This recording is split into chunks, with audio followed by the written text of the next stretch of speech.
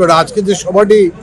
বহুল প্রতীক্ষিত যে সভাটি ডক্টর সিস্টার হোটেলে হচ্ছে, বিএনপির ভারপ্রাপ্ত চেয়ারম্যান জনাব তারেক রহমান এবং ইন্টেরিয়াম গভর্নমেন্টের প্রধান উপদেষ্টা ডক্টর মোহাম্মদ ইউনূসের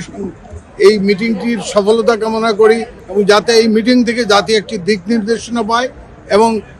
বাংলাদেশের মানুষের আকাঙ্ক্ষা অনুযায়ী গণতন্ত্রের পথে বাংলাদেশ হাঁটে, সেই প্রত্যাশার জন্য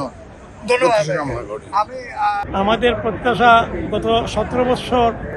জাতি যে বর্বর শাসনে নিষ্পেষিত হয়েছিল, তারপরে জাতি প্রত্যাশা করছে একটি নতুন সূর্যোদয়ের, একটি নতুন ব্যবস্থাপনার, যেখানে জনগণ তার ভোট দিয়ে একটি সরকার গঠন করবে এবং সেই গঠিত সরকার বাংলাদেশে বিভিন্ন সংস্কারমূলক কর্মকাণ্ড সহ গত সরকারের সমস্ত অন্যায় অত্যাচার লুটপাটের বিচার করবে। সেই প্রত্যাশা এবং আজকের এই যে মিটিং হচ্ছে সেটাকে সংহতি জানানোর জন্য আমরা আসলে এখানে